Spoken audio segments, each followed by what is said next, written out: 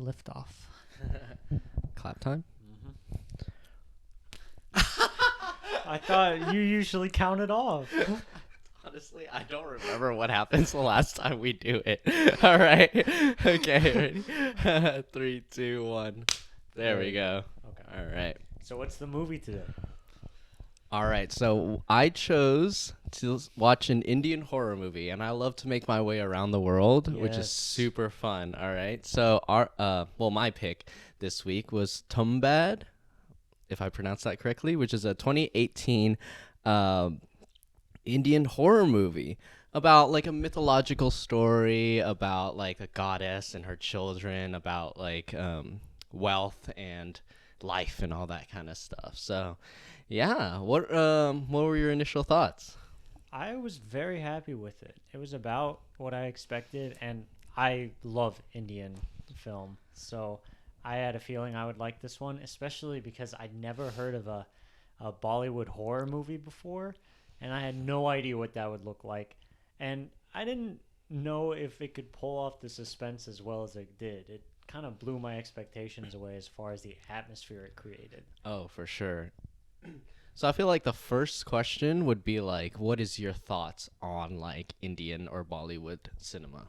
Okay, so well, my first thought was I didn't know which Indian film division Studio. made this Mhm. movie at the time. I didn't know if it was Bollywood or not because it didn't quite seem like it. I guess a little fun like background knowledge on it. India has a film industry for every language that uh, people speak in the country. So it's like there's like 8 or 9 different film divisions. Um, so this one happened to be in Bollywood though, which was interesting because it didn't have as many songs as the other Bollywood Oh, for movies sure. I've seen. I think my initial thoughts for like Bollywood cinema or just like Indian cinema in general is a lot more critical. Not because I like critically dislike it. Obviously, I know that they're like good, well-made films, and this is a wonderfully made film as well. I just feel like the epics are not my favorite thing to experience. Oh, Like I'm not.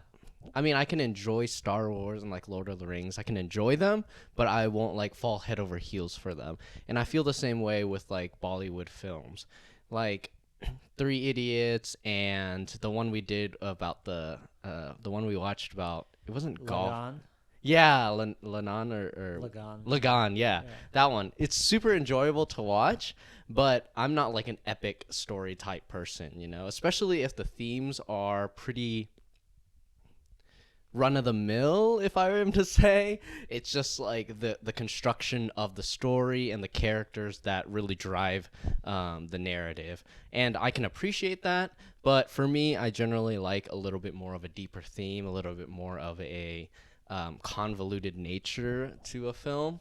But other than that, I thought the film was super enjoyable and really well made. Just yeah, that my thoughts on like epics and that kind of stuff kind of weighed it down a little. Yeah, I'm not gonna lie. There's a lot of flaws with Bollywood cinema, just in the fact that it's almost very stylistically repetitive. Like they have to have music, like they have to be musicals, and by the kind of bombastic style they have, it's all very similar to each other, from what I've seen. But I just love that. I love it, the style that it has, and it kind of interests me that an entire like division of movies are so ubiquitous for like a certain country and government. Like there's always stylistic differences between like different French filmmakers or like Korean filmmakers or whatever, American filmmakers, but um, the genre, the epicness and the bombastic style is in every single Indian movie I've ever seen, um, which is just strikingly interesting to me. Yeah, I mean, this might be blasphemous to say, but I feel like it almost reminds me of like a countrywide Marvel movie. Oh man. I mean, Oh no. it's got Speak your truth. it's got that like top the other type thing of epicness, you know, like Lagan and the one that you guys watched. I saw like little bits of Bahubali. Yeah, Bahubali. That one's not Bollywood though. That one's in Tamil. Oh, really? Like, you know, the Marvel-esque type of building upon each like requisite or prerequisite film. In the sense, not as like a shared universe like MCU, but just in the sense of like epicness, you know? And I think there's merit in that. And I think that Bollywood films have just this insane epicness to them that it's almost like Star Wars is releasing like every time a movie comes out, you know? And that's just awesome. Especially Bahubali, the two-parter, like that just, I mean, I don't remember what was going on during that time, but I honestly wish I would have joined you guys for it, not gonna lie. No, that series is so good. I'd watch it again like right now. Oh man. I deadass I would. I showed it to my parents also. I'll Really? show it to anyone. They watched the whole thing? Oh yeah, my dad loves that movie. He loves it because I mean it does have that epic style and it's got a conservative nature to the storytelling, which is like, I don't know why it doesn't bother me at all. It just does not bother me at all as far as Bollywood movies go. I just like, I give them a pass because they're so fun. Yeah, I'm not sure how much is like fake and how much is real, but it just seems like they have so much fun making the movie that like you have fun watching it. And that's the same with, you know, the good MCU films, you know. Yeah. Even though I'm not exactly sure how it is in the background, but it just seems so much fun, especially like Spider-Man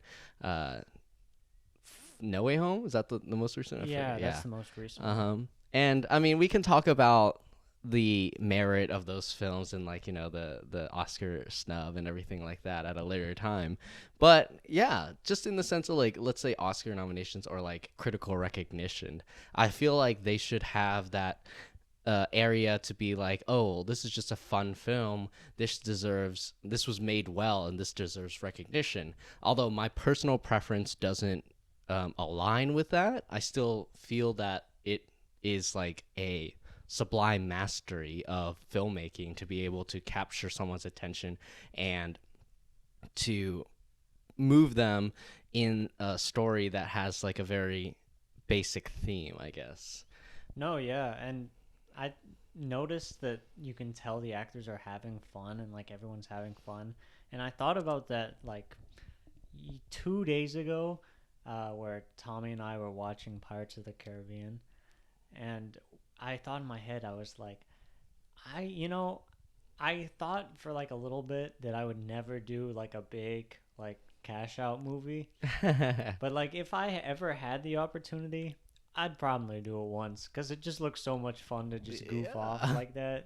And it's like my life, you know, I don't have to be an artist like all the time. So I never really fault actors for doing that. Yeah. Every once in a while. If you do it like every time, I'm like, all right, you're just like you're just not thinking very much. Yeah. But, you know, for some of them that do high art and then they'll do lowbrow art, I guess I'm calling Bollywood lowbrow, but it kind of is.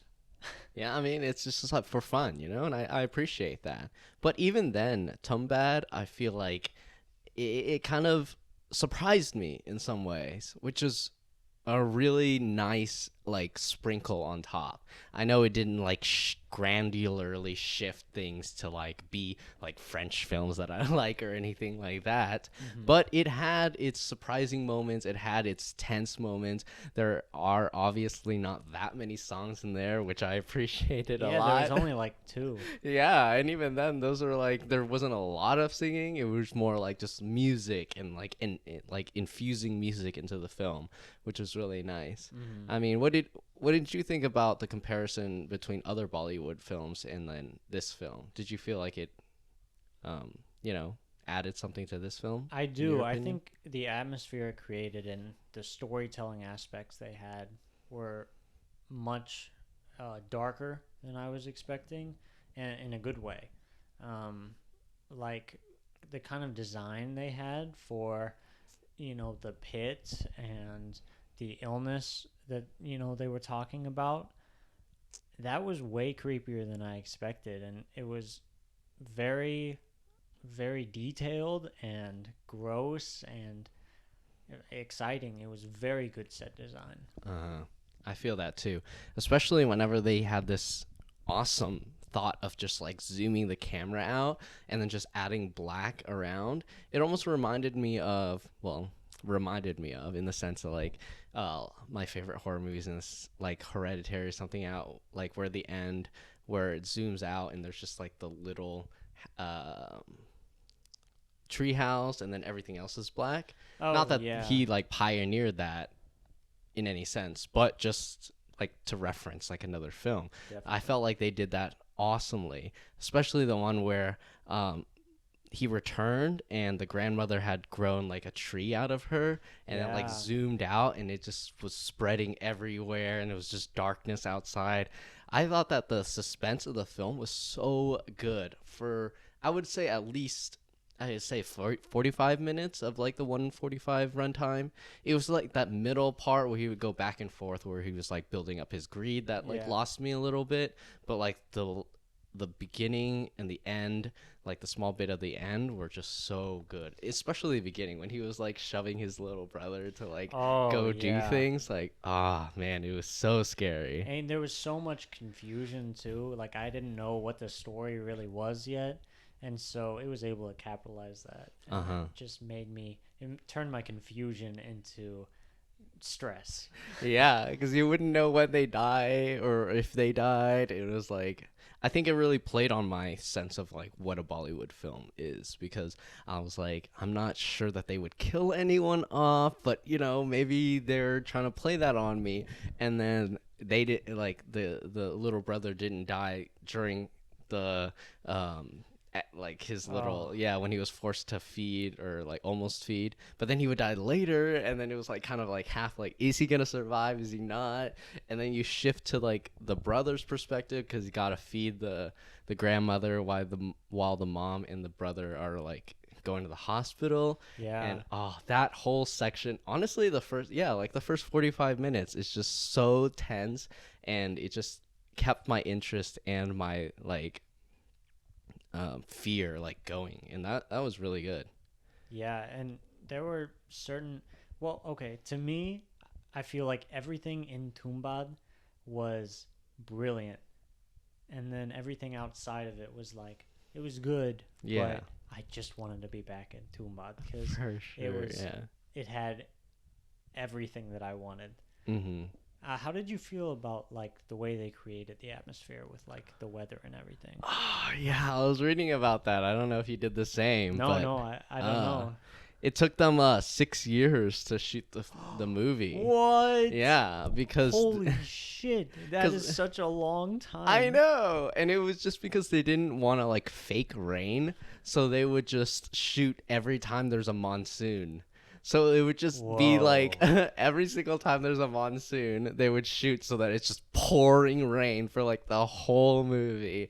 And that just made the atmosphere so nice. And I was even wondering, I was like, this is so much rain. Like they would get soaked instantly.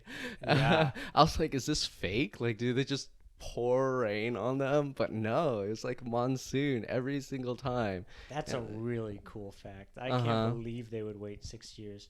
Like, 6 years is such a long time to be on one project. Yeah. I would not be able to do that at all. But I'm Yeah. so glad they did. Uh-huh. Yeah, and so the atmosphere was like, it was otherworldly in that, is a good way to say it. It almost felt like the Matrix type of like atmosphere, where it's yeah. always just dark and green and that kind of stuff, but like physically made real. So it didn't have that, maybe in my personal opinion, a rewatch or a constant rewatch of the Matrix kind of like takes away some of that beauty and that um, awe, you know, in Oh the sense yeah. of like the greenness kind of loses it. It's like, oh, okay, you know. But in Tumbbad, and this is just a like me saying it before rewatching it like a bunch of times, but I feel like that rain just is gonna add more and more every single time I see it after this. I think so, and I think it's a movie that's going to benefit from multiple viewings, which is always a good thing, you know. Mm-hmm. I think the way it's constructed, it's the deepest and most story driven Bollywood movie I've ever seen, Mm-hmm. and I think it makes me think a lot about it afterward, especially the atmosphere like you're talking about. I can look like through my wall and see the rainy plains right now. Like it was such vivid imagery. Mm-hmm. And I think that maybe if I were to bring up one criticism, it's it's echoing what you were saying about being outside of Tumbbad. You know, it's this theme of greed, but it's maybe focuses more on individual greed than like necessity greed. You know, when he gets out of Tumbbad, he has this desire to come back. And he has this greed that his mom says is like gonna kill you or whatever, you Yeah. know?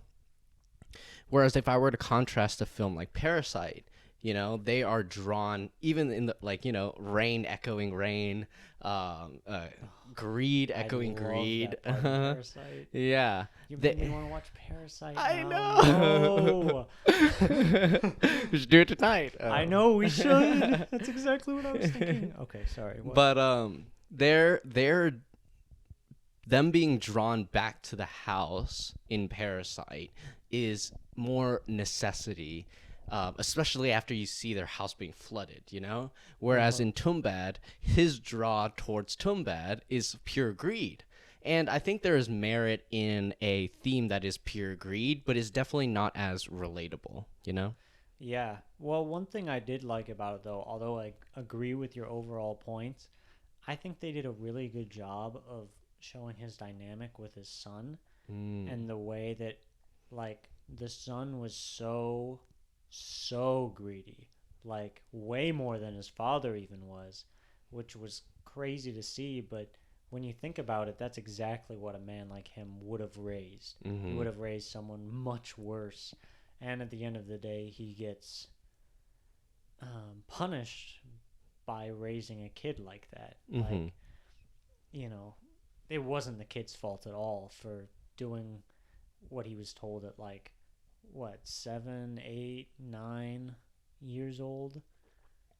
Um, so that kind of theme kind of stuck with me a little bit. But the overall theme of greed, yeah, it's a little over. It's a little overdone. Mm-hmm. So do you think that in the end, it's he his kid changes a new leaf, or um, continues to be greedy? I guess No, I don't think he changes.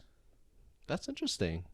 I think he probably didn't go back to Tumbbad, but I don't. I think greed is wired in that kid. I don't think. Interesting.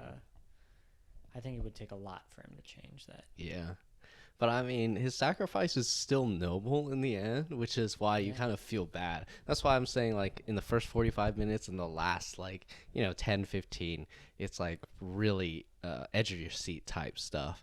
Because it's almost like after you watch these people fall into this pit of greed, it's like just the smallest amount of hope or sacrifice pushes their character to be like redeemable or something like that, you know.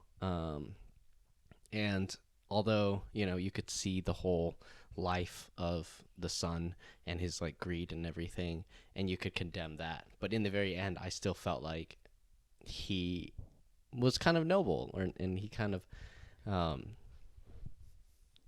I guess, took responsibility, which is something that his dad didn't really do. It was Yeah. more instilled from his mom, and I think that kind of redeemed his character to a degree for me.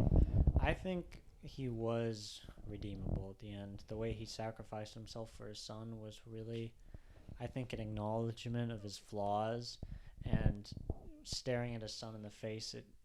it looked like he started to realize the damage that he'd done to his surroundings and, you know, his community. So I don't disagree with you at all.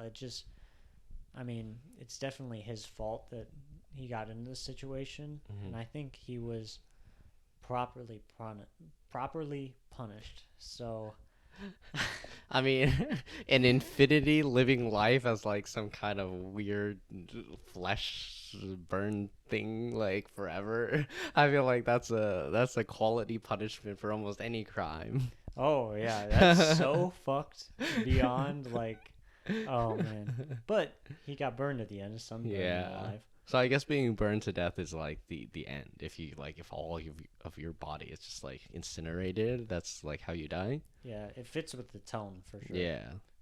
Well, I mean, what do you think about the twist? The dough boy twist type. This one. What, that the kid brought a bunch of doughboys all of a sudden? Yeah, well, not necessarily that he brought them, but it's just like more than one spawns more than one. That was awesome, and I knew like you knew that it wasn't gonna work. Yeah, I knew it was gonna work, but I didn't know that it would be that. That was interesting. Yeah, it was a great decision to do that. I thought, because I didn't see it coming, and yet it was remarkably appropriate. Yeah. It fit exactly what would happen in a situation like that. Yeah. Almost in a timeless way, like a traditional fable kind of sense. Oh, for sure, yeah. And obviously it built the tension so much. I was like, you know, they're not getting out of here. Like, they're fucked.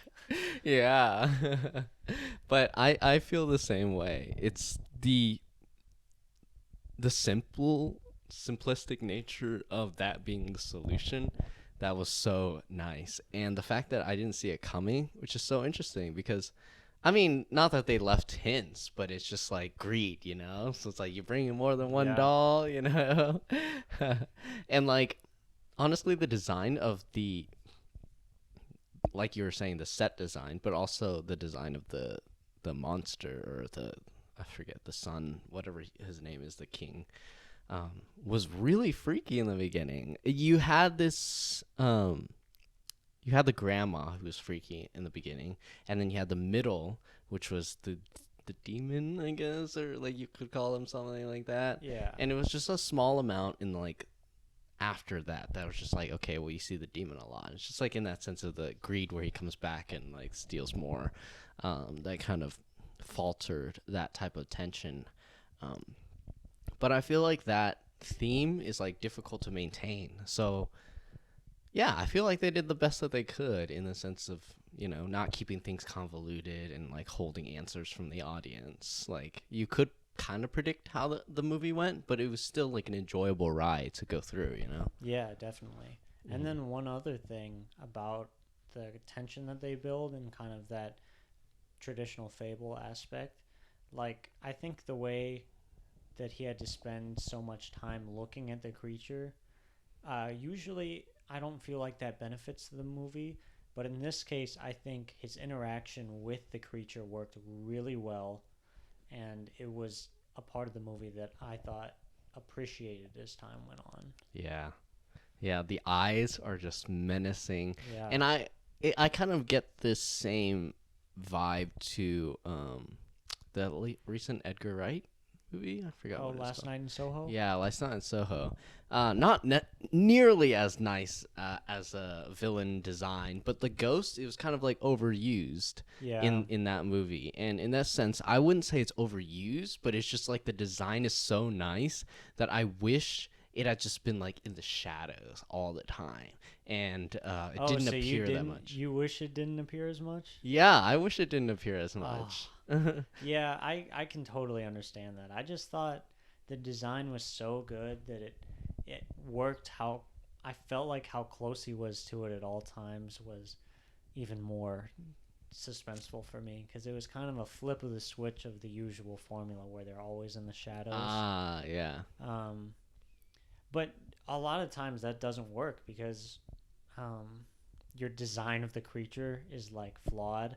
I don't know, like for a lot of those creatures, if I look at them for too long, I'm like, that's not very scary. Like that's kind of goofy or whatever. I don't know. Yeah. But this one I thought was one of the best designed creatures I've seen in a long time. Yeah, I agree. I would only say that it's my preference that like the unknown is a lot more scary than the known. But in terms of a design, this is probably the best one that I've seen in recent memory that is shown a lot. Like being shown a lot in general is not my preference, but if I had to choose like a monster that was shown a lot, this one is like top dog, you know? Yeah. Yeah. And I think the echoing between him and that creature is like really interesting to dive into. Like the whole story in the beginning where it was like the mother with the sons, the one that grabbed all the gold and everything like that, and that echoing in the story, kind of showed almost like an inner demon of the son and his son in the monster, you know, and the whole sense of it being in the womb, and then him being pretty much raised by his mom and that kind of stuff. Honestly, yeah, that I feel like the mythology of it adds a lot too, which is really interesting because most mythological films kind of just like use mythology to like start off their films. Yeah. No, I think its use of mythology was way better than other movies where it's like it almost gets bogged down by all the narratives. Yeah. I'm like, we can skip this, you know? I don't give a shit about this. But in this movie, it was not the case at all. Yeah. And the fact that this is kind of like a created mythology and the way that they weaved it in, they're like, oh, yeah, his punishment is to be forgotten. And, you know, when they film the movie, it's in like, I think it's in like Tumbbad, the actual city, or like right outside, that kind of stuff. And yet there's no like piece or like hint of this story in those cities. And that weaving into real life and being like, oh yeah, that's because he is meant to be forgotten. So only like a few people know about it. And so this film almost has this not exactly, but this like found footage type sense, in the sense of like you feel like you're the only person or like a group of very few people that know about this, and it's not like a widespread type thing, and that adds to the scariness of it, in the sense of like it's not like a mythology based on like Indian gods and that kind of stuff. It's like this little gem of like horror that is like sitting there waiting to be discovered type thing, and then watching this movie is like you discovering that, and you're like, oh my gosh, this is freaky, you know? Yeah, and I think the best horror movies have a way of capturing that kind of ancient, traditional, like paranormal kind of stuff. I think is very relevant to today, and a lot of American horror really like Hereditary is based on like ancient tradition. Even like something like The Conjuring, more blockbuster sense. For sure, yeah. You know, anything with paranormal activity, it's like very traditional. And I don't know why, but we just think like history is very scary.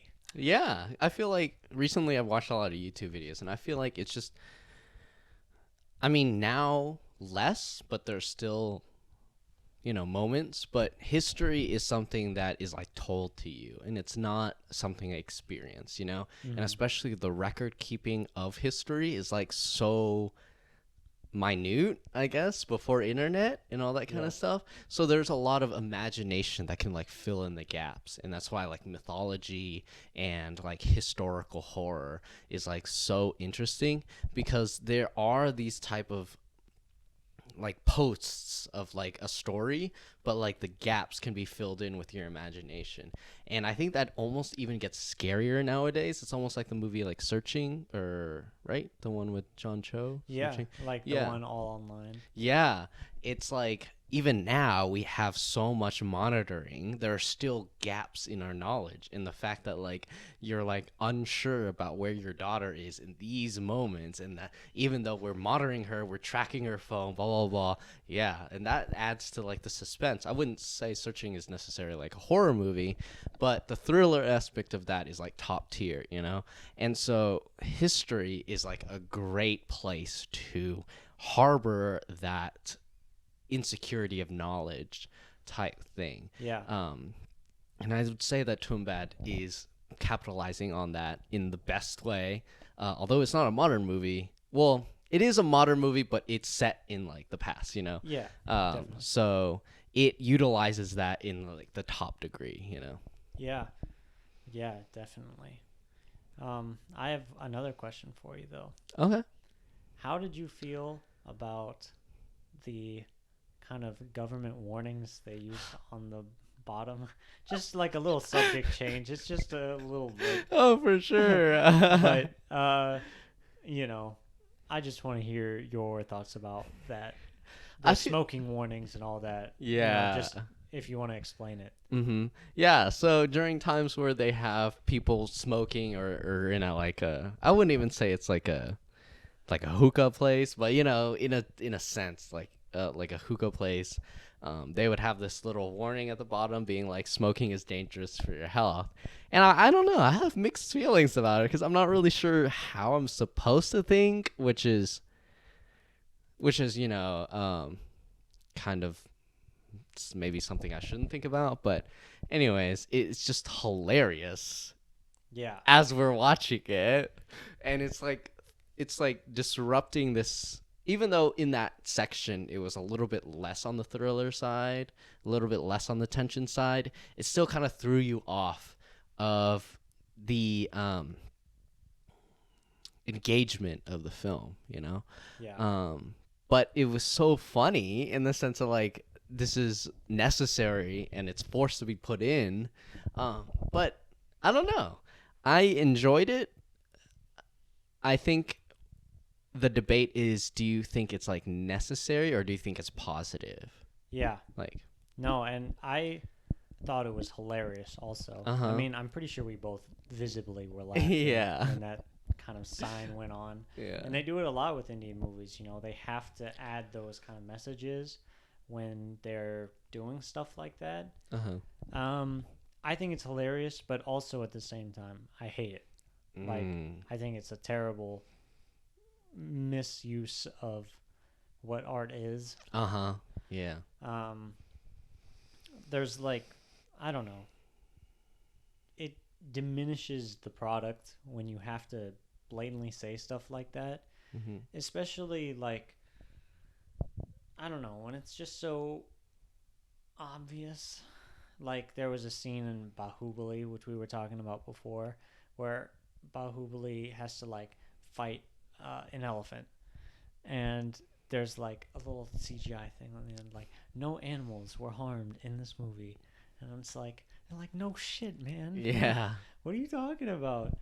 I mean, I understand though that it's like trying to be safe. Like obviously, smoking is bad for you, and it hurts your lungs and all that, but it diminishes the messages of the movie and the kind of subtlety you can approach with that art like that. Yeah. I feel like it's more in terms of like who the audience is, and I think that a government telling you that you have to do it all the time is detrimental in my opinion. With Tumbbad, I feel like if you're watching this movie, you're generally not a child, you know? Yeah. And so the fact that appeared, it kind of throws the audience out of the movie. And I'm not trying to say that you should have little warning signs on like children movies. I feel like maybe in the beginning, maybe it's just like, hey, there are some stuff in this movie like blah blah blah, but this isn't real or blah blah. Yeah, and it's then okay you start at the beginning because the movie hasn't started Yeah. yet. It's not impacting it Yeah. at all. And it's also a warning to like children if it's like a children movie, whereas like this is like, yeah, probably children aren't gonna watch this movie. So the fact that they added that, it's like, okay, well, I know smoking's bad for you. I'm like an adult. Yeah, well, and there's also like I know on the first episode we had coming back on this podcast talking about the Wolf House, we were talking about how awesome it is for government to fund art like this. Mm-hmm. And I think that is one example of something wrong that can happen when government is producing art. Because once the government is producing it, then it becomes a product and, it's seen by the world associated with the government. So it's associated with the politics of the country.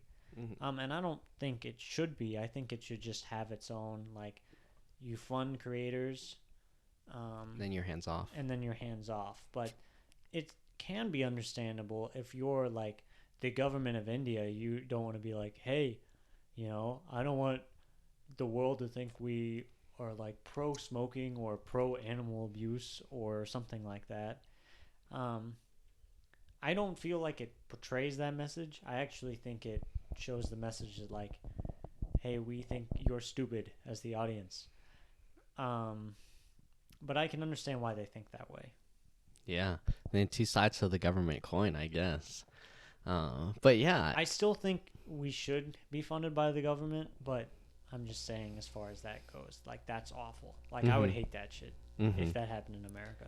But I feel like risk is intrinsic in there, If I were to be like, oh, I'm the whatever government and I'm going to fund like a Lars von Trier movie and then be hands off and then he releases something and I'm like, oh, I mean, you're not wrong. Like, if I don't know. Yeah. If there's like a really problematic filmmaker and then you can't really fund them as the government. Like, that's kind of hard to do politically.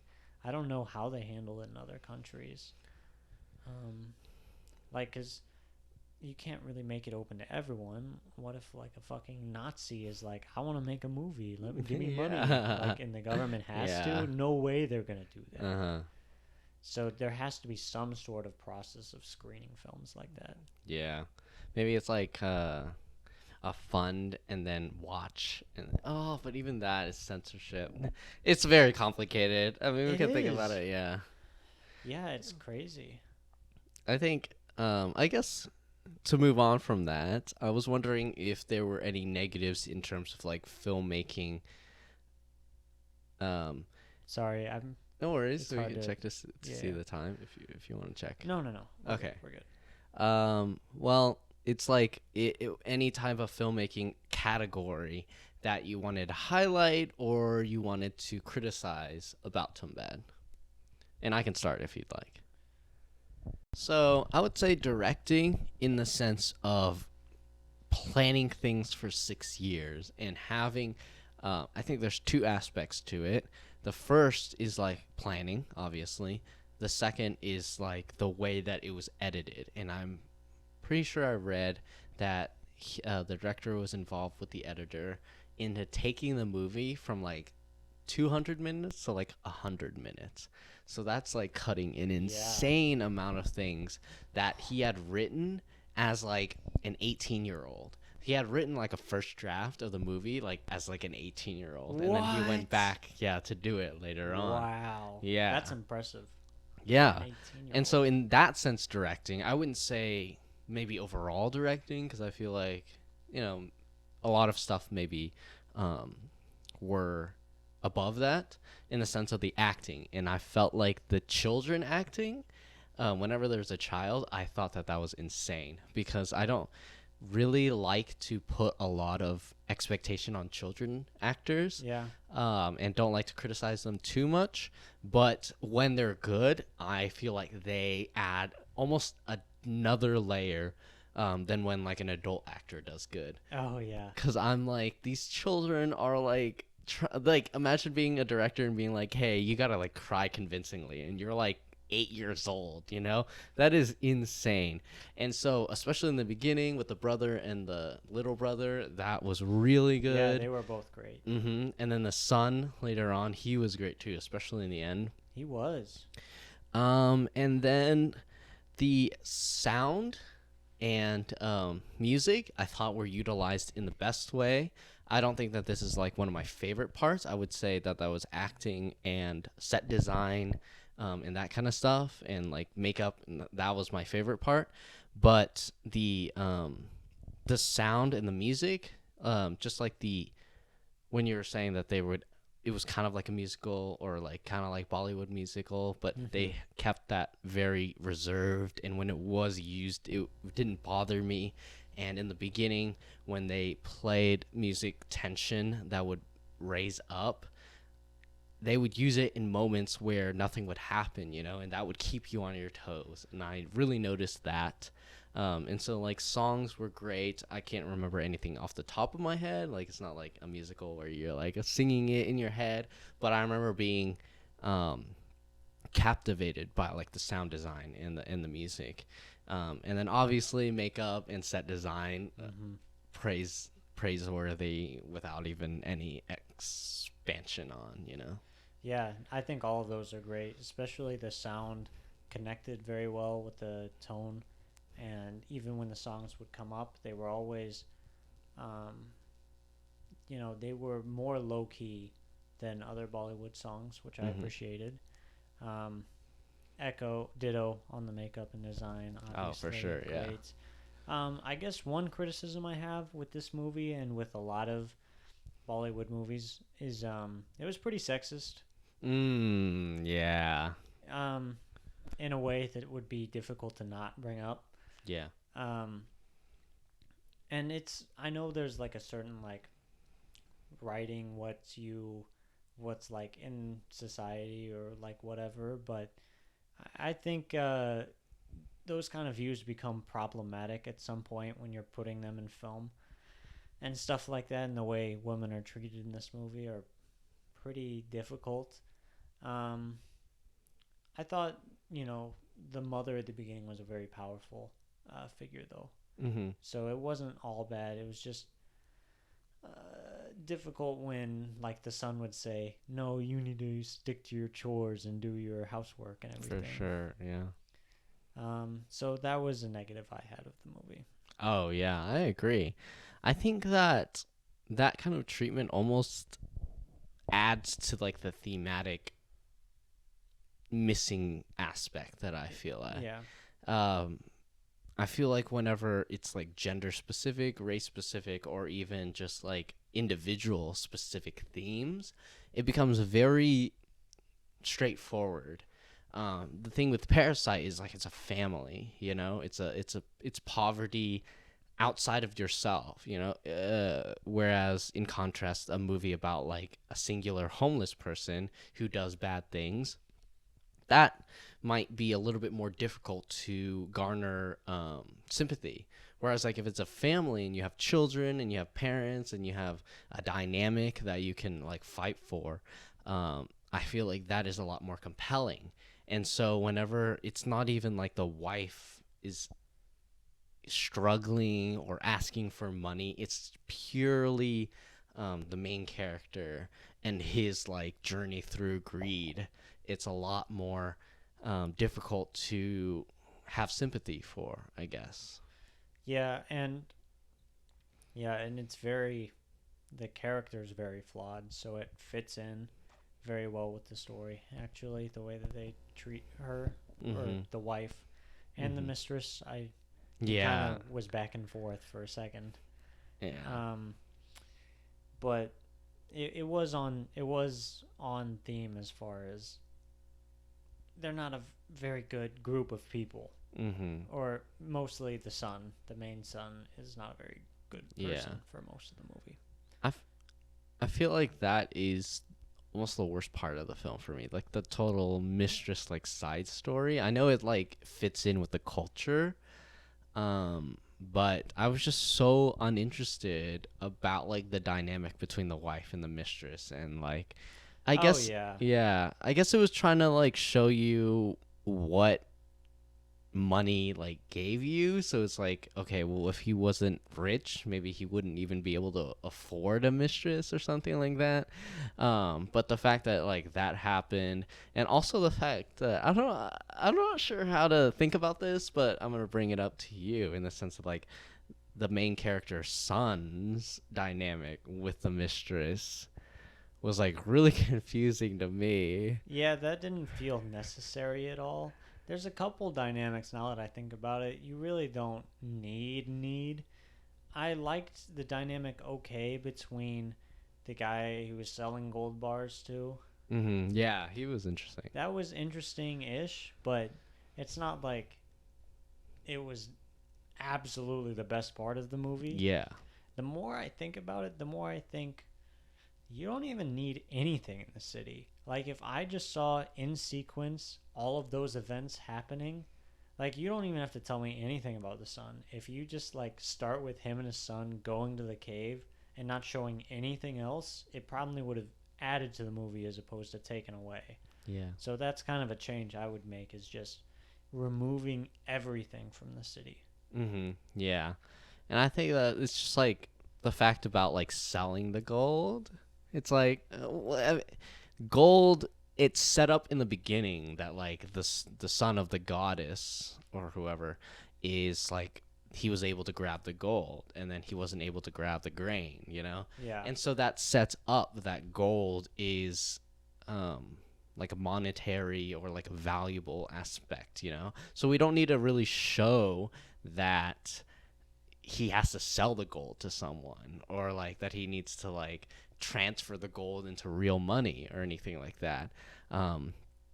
Honestly, I kind of wonder about what they deleted from a 200-minute film to a 100-minute film. Exactly. They could have had the whole thing in Tumbbad, and it could have been just the same length, and they could have cut everything. It would have been like a 60-minute film or like an 80-minute film. Yeah, but I think there's something to be said in cinema about focusing your movie and not trying to do too much in your movie, because I think the films that have one strong kind of tone and atmosphere and they stick with that atmosphere, I feel like that is always better than compromising that to overstate what you're saying. When I think if you did every scene in Tumbbad, it could have said the same thing, and it could have said it in a lot more subtle and artistic manner. Yeah. And I feel like that kind of goes back on like the complexity of the theme that it's trying to build, you know? Like, if you're going to have a movie that is super tense the entire time, it has to be a very compromising and convoluted type theme. You know, like Parasite or like Hereditary. I don't want to like repeat myself, but Yeah. in that sense, in the sense of like Greed, it's a very basic type dilemma, and so it has to kind of show him like transferring the money and then like showing that other person coming in just to establish some type of like interim conflict. Especially at the mistress and everything, in order to make the film last as long as it does. And even if it's just an hour and 40 minutes, which is very short for a film, you know, the basicness of the theme forces it to add extra stuff, I would say. And that is honestly my criticism of like Bollywood or like Indian films, is that their theme is so basic that it becomes more focused on the characters and on the events than it is in the theme. And so in some sense, you know, with Three Idiots, with Lagan, and the ones that I have seen, it's like those are likable enough that, you know, you can get used to just chilling with them or like going through their daily conflicts. And the same thing with the MCU in that sense. If you like the characters enough, you can go through their daily struggles. But in terms of the whole theme and in terms of the adult son that is in Tumbbad, we don't actually get to spend a lot of time with the adult version of him. And so whenever we see him get the mistress and everything, it kind of pushes us out of the film, because it's like, well, we haven't seen him since he's a child, so now he's like going back and he's being greedy. It's like, all right, you know, that's not really interesting to watch. It's the Attack on Titan effect. Oh, really? And I only say that for people who have seen it, but you would not understand if you have not seen it. So Well. It's not even a spoiler. Oh, okay. But it kind of is, but you wouldn't even know until after. Anyway, Yeah. I definitely agree with that, and I think it brings into question the idea of a certain expectation for the run length of a movie. Mm-hmm. And I think it would be really cool if in the next 10 to 20 years, I'm going to guess it's only 20 years from now. I think it's going to be a while, but starting to see cinema that really messes with the runtime, because right now everything is around 2 hours with a standard deviation of 30 minutes. Yeah. It's either it's between an hour and a half and 2.5 hours, but I'd love to see movies that are an hour long, an hour 15, 3 hours. So like 3.5 hours. our 2 weeks from now when we watch Santa and Tango, 8 hours be like. Yes. I think those movies excite me because they're not confined by a certain expectation for what their message should be. They're at the length that they should be, that they naturally come to. Mm-hmm. I don't like the idea of having such a big movie and then having all these things that you want to keep, but you understand that you have to make it tighter. So you make it like half as long. That's true. Like that. I appreciate movies that are tighter. There's a lot of movies that have filler that they don't need, but there are a lot of 3-hour movies that have every scene is worth having. Like Seven Samurai, for example, a 3.5-hour movie, one of the best movies of all time, or at least it's considered that, and it's considered that by me also. Yeah. I think the idea of that is an exciting idea that could happen. I agree too. I think that there is like a natural draw to like certain lengths, you know. If I were to want like 10 seconds to like 30 seconds worth of information or content, I would go to TikTok. And then if I wanted a little bit more to like about 20 to 30 minutes, I would either go to like a show or YouTube. And then if I were going for a movie, it'd be from an hour and a half to 3 hours. I feel like there are like columns of these things, so it's not like there aren't movies that are like an hour or 45 minutes. They just aren't called movies. They're more like short films or like YouTube videos and that kind of stuff. But I do agree that a play on that type of timing is really interesting because it pushes you outside of what you're comfortable with. And I feel like if it were more above 2 hours of a movie, then it's like almost people watching in real life. And why do I want to watch a movie when I can people watch? But at that same time, it's like in the movie, it's watching specific people from like a very specific perspective, and like the director or what he's trying to convey. And I think that that's really interesting. I think it just pushes your comfort to see things from a different perspective, and I'm really interested in that. And I mean, I wouldn't say I'm looking forward to watching Santa and Tango if we ever watch it. We are gonna watch it. Definitely gonna watch it. But I'm prematurely appreciating it. It is a way to say it, I guess. Well, and one response to the TV thing, but like TV shows are a series of like 30-minute things. That's true. I mean, some short films are 30 minutes, so I'm not necessarily talking about 30 minutes, but I don't see a lot of content that's 45 to an hour 15, unless you're talking about an animated movie. But I think there's a lot to content like that, 45 minutes to an hour 15, because it can really hone in on an idea, and it still has time to be focused to a singular level. Whereas if you have something for like an hour and a half to 2 hours, which is great, it just can't have that same focus because it's got to have a little more if it's going to be that long. But that's all I have to say really about Me this too. movie? I wanted to say that this reminded me of another movie, and I totally forgot. I don't know if you want to cut this out, but I want to search on my phone real fast. Okay, sure. Okay. I was thinking about this when I was at work. I was like, this movie reminds me exactly of a movie we just watched recently in terms of how I felt about it, really. Mm-hmm. Let's see.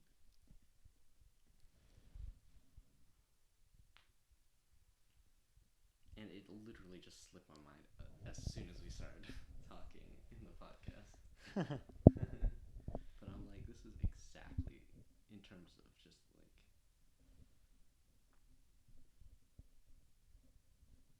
The Road.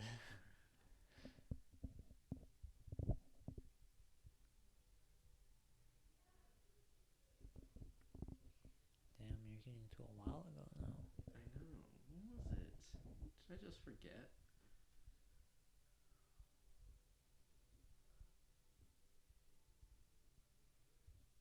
Oh, I loved Break. Huh, maybe I won't remember.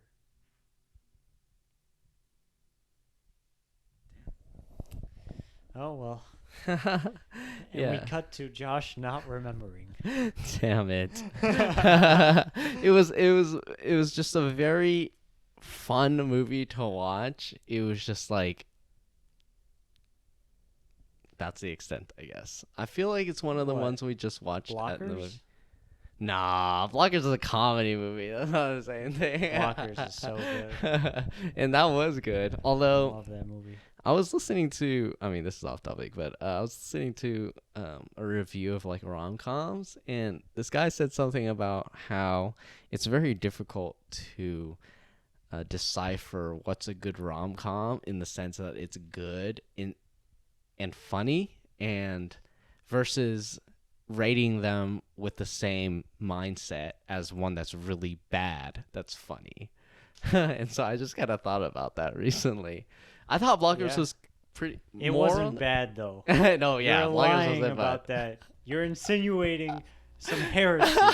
I'm not saying it's bad. I'm Yes, saying I you can't are. tell if it was Yes, you are. bad and good or good and good. It was good and good. I was also movie high, ever. so it's difficult for me to understand humor when I'm high. Yeah. No, everything's just funny when you're high. That's the thing. Is it only funny because it's ironically funny, or is it actually funny? No, dude. When all right, it's pure genius when they do the butt chugging thing and then Okay, that he is gets just- like, yes. he yells and then hits the butt beer in that guy's face.